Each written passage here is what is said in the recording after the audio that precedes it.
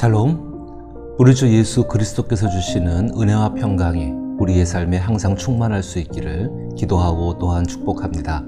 오늘 함께 읽고 묵상할 시편 말씀은 시편 87편입니다. 제가 읽어봅니다. 고라 자손의 시, 곧 노래. 그의 터전이 성산에 있으며 여호와께서 야곱의 모든 거처보다 시온의 문들을 사랑하시는도다. 하나님의 성이여 너를 가리켜 영광스럽다 말하는도다. 나는 라합과 바벨론이 나를 아는 자 중에 있다 말하리라. 보라, 블레셋과 두로와 구스여 이것들도 거기서 났다 하리로다. 시온에 대하여 말하기를 이 사람 저 사람이 거기서 났다고 말하리니 지존자가 친히 시온을 세우리라 하는도다. 여호와께서 민족들을 등록하실 때에는 그 수를 세시며 이 사람이 거기서 났다 하시리로다. 노래하는 자와 뛰어노는 자들이 말하기를 나의 모든 근원이 내게 있다 하리로다. 아멘. 저는 오늘 시편 87편의 말씀을 이제는 하나님께서 아는 자가 되는 것이다 라는 제목을 가지고 묵상을 하고자 합니다. 시편 87편의 저자와 저작 시기에 대해서는 다양한 의견들이 있습니다. 그 중에 저는 시편 87편을 포로 생활에서 돌아온 고라의 자손이 쓴 시이며 노래라는 의견을 따라 생각해 봅니다. 그리고 시편 87편의 용도에 대해서도 다양한 의견이 있지만 포로 생활에서 돌아온 사람들은 시편 87편을 노래로 부르며 성전을 재건하고 무너진 장벽을 다시 쌓았을 것이라는 생각에 공감합니다. 이런 생각이 시편 87편을 묵상하는 기본적인 생각이겠지만 그런데 저는 시편 87편은 성전의 재건과 무너진 성벽을 다시 쌓는 사람들에게 하나님의 영광을 위해 헌신을 독려하는 시가 아니라고 생각합니다. 오히려 돌아온 사람들의 하나님을 향한 순전한 신앙을 표현하고 있다고 생각합니다. 그러면 저자와 저작 시기와 용도의 구분과는 관계가 없이 하나님께 돌아온 사람들이 이제 추구하면서 살아가야 할 것이 무엇인지를 우리는 묵상할 수가 있습니다. 시편 87편의 시작은 1절에 그의 터전이 성산에 있으며로 시작합니다. 그의 터전에서 터전은 기본이 되는 장소라는 의미입니다. 다시 말하면은 모든 것의 근본, 시작이라고 할 수 있습니다. 그리고 그의 터전이라고 할 때 그는 하나님을 말합니다. 그러면 그의 터전이라는 말은 하나님께서 하시는 모든 일의 근본, 시작, 기본이 되는 장소라는 의미로 생각할 수가 있겠죠. 따라서 1절에서 말하는 성산은 거룩한 산을 뜻합니다. 거룩하다는 것은 하나님께서 구별하셨다는 것입니다. 따라서 성산은 하나님께서 택하시고 구별하셨기 때문에 거룩한 장소가 된 것입니다. 사실 시온이란 말은 예루살렘에 있는 작은 언덕을 지칭하는 말입니다. 그런데 예루살렘은 하나님께서 택하시고 구별하신 장소입니다. 따라서 후에는 하나님께서 택하신 장소를 의미하는 거룩한 말로 사용됩니다. 그래서 1절과 2절에 하나님께서 택하셨다는 의미를 생각하며 그의 터전이 성산에 있으며 여호와께서 야곱의 모든 거처보다 시온의 문들을 사랑하신도다를 읽으면 하나님께서 택하시고 참으로 사랑하시는 하나님의 집은 하나님께서 산 위에 있는 시온에 세우셨습니다. 하나님은 시온에 있는 모든 집을 사랑하십니다. 그런데 하나님께서 택하신 집은 시온에 있는 모든 집을 사랑하시는 것을 합친 그것보다 더 사랑을 받습니다라고 말을 할 수가 있습니다. 그래서 하나님을 아는 사람들은 3절의 표현대로 하나님의 성이여 너를 가리켜 영광스럽다라고 말합니다라고 셀라라는 표현을 사용해서 깊이 생각하며 소리를 높여 서로에게 이야기하는 것을 표현합니다. 4절에 나는 라합과 바벨론이 나를 아는 자 중에 있다고 말하리라. 보라, 블레셋과 두로와 구스여 이것들도 거기서 났다 하리로다 라는 표현에서 시인은 하나님을 시온에 계시는 왕으로 의인화해서 말합니다.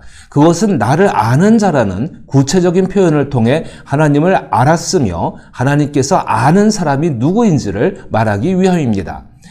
나를 아는 자는 이것들은 거기서 났다라는 표현의 의미가 이 사람은 여기서 다시 태어났다라인 것을 생각하면 4절은 하나님께서 하나님으로 인해 다시 태어난 사람의 이름을 하나님께서 왕으로 계신 곳에서 하나하나씩을 불러보고 계신 모습을 말하고 있는 것입니다. 라합과 바벨론은 혼돈을 의미하기도 합니다. 그러나 라합이 애굽에 있는 한 도시의 지명인 것을 생각하면 예루살렘 주변에 있는 강대국들을 지칭하는 말로 생각할 수 있습니다. 강대국에 의해서 예루살렘 성이 멸망하기 전까지 하나님에 의해서 거듭나는 방법은 예루살렘 성과 성전에 들어와서 율법의 준수를 서약하고 할례를 받는 것입니다. 그런데 예루살렘의 성은 멸망했고 성전은 불타버렸습니다. 그럼 시인이 말하는 하나님께서 왕으로 계시며 이름을 부르시는 다시 태어난 사람은 누구일까요? 그 사람들은 포로 생활을 하던 이스라엘 사람들 중에서 하나님의 말씀으로 하나님의 인격의 집이 자기 안에 만들어진 사람들입니다. 그리고 포로 생활을 하는 이스라엘을 통하여 말씀을 전해들은 이방인들 중에서 하나님 말씀으로 자기 안에 하나님의 인격의 집이 지어진 사람들입니다. 그들 모두는 장소에 관계없이 그리고 시기에 관계없이 모두 하나님의 성 출신이라고 시편 87편이 말을 하고 있습니다. 시인은 한 걸음 더 나아가 나라들뿐만이 아니라 열방의 모든 사람이 하나님의 성 출신이라고 말합니다. 시온에 대하여 말하기를 이 사람 저 사람이 거기서 났다고 말하리니 지존자가 친히 시온을 세우리라 하는도다. 시인은 사람들이 하나님의 인격을 자기 인격으로 나타내는 사람들을 보며 이들은 시온으로 인해 다시 태어난 사람이라고 말한다고 증언하고 있습니다. 그리고 시인은 하나님의 인격을 자기의 인격으로 나타내는 사람을 하나님께서 하나님의 성에서 하나님의 명부에 하나하나 기록하시며 이 사람들은 내가 낳은 사람이라고 말씀하시는 모습을 말하고 있습니다. 여호와께서 민족들을 등록하실 때에는 그 수를 세시며 이 사람이 거기서 났다 하시로다. 그리고 7절에서 하나님 품에서 다시 태어난 사람들이 하나님의 성에서 자신의 이름을 하나님께서 알고 명부에 기록하신 것을 기뻐하며 내 삶의 모든 것은 하나님께로부터 시작되었습니다라고 기뻐하며 외치는 모습입니다. 노래하는 자와 뛰어노는 자들이 말하기를 나의 모든 근원이 그에게 있도다 하리로다. 하나님에 의해 하나님의 명부에 자기 이름이 기록된 사람들이 나의 모든 근원이 하나님의 성에 있다라고 노래하며 춤을 춘다고 말할 때 특히 근원이라는 단어는 강수량이 적은 팔레스타인 지역에서 생명을 유지하는 샘물이 생수와 축복인 것처럼 하나님의 성이 생명과 복의 근원인 것을 말하는 것입니다. 즉 하나님의 성에 계신 하나님께서 명부에 기록하신 사람은 마르지 않는 생명과 축복의 근원을 가지고 있는 사람이라는 것입니다.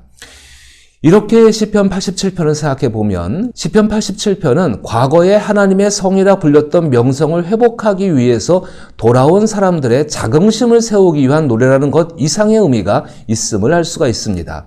어쩌면 불타버린 성전을 재건하고 무너진 성벽을 다시 쌓는 일이 하나님의 성을 세우는 일이라는 포로에서 돌아온 사람들에게 좋은 명분이 될 수 있습니다.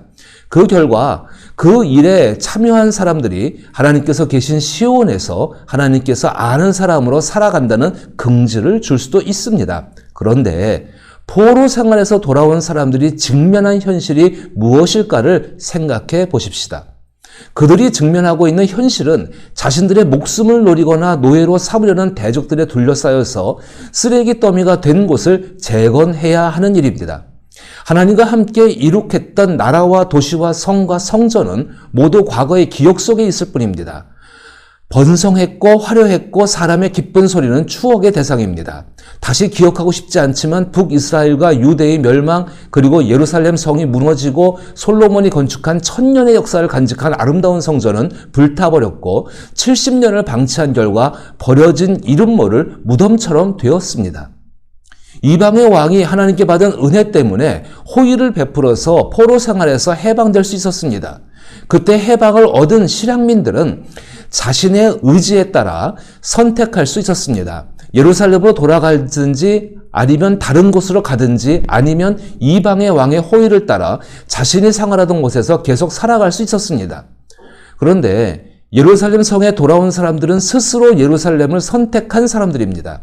돌아온 사람들에게 들짐승의 공격을 피할 장소조차 없었고 느헤미야의 표현대로 한 손에는 성벽을 쌓기 위한 도구를 들고 다른 한 손에는 무기를 들고 적의 공격을 대비해야 했습니다.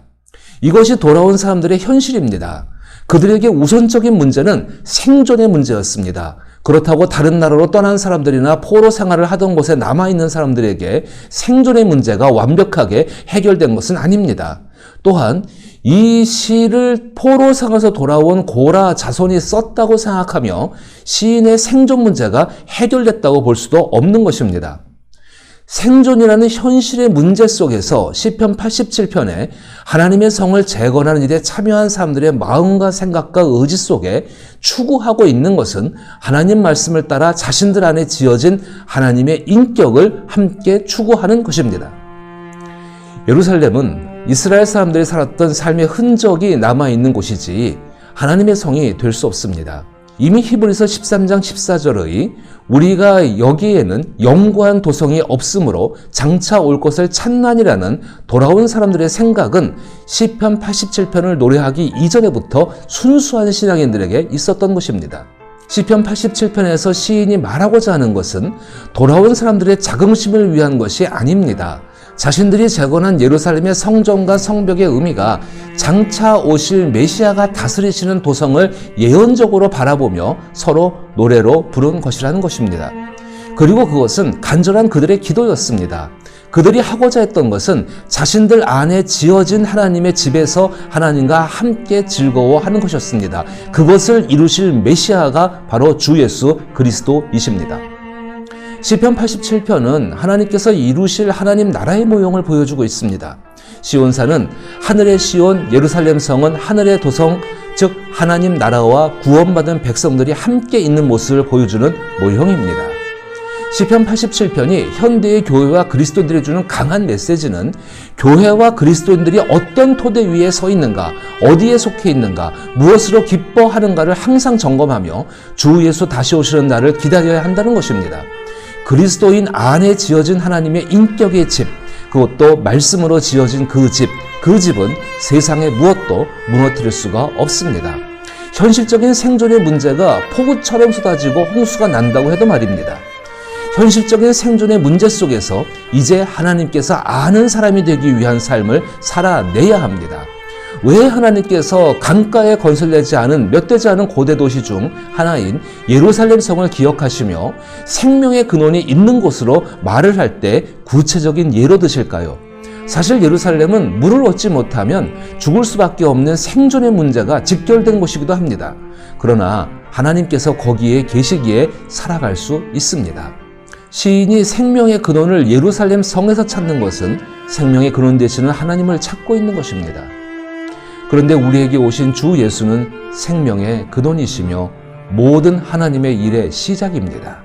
그 예수께서 말씀을 알고 순종을 통해 자기 안에 하나님의 인격의 집을 지으려는 사람들을 알고 계십니다.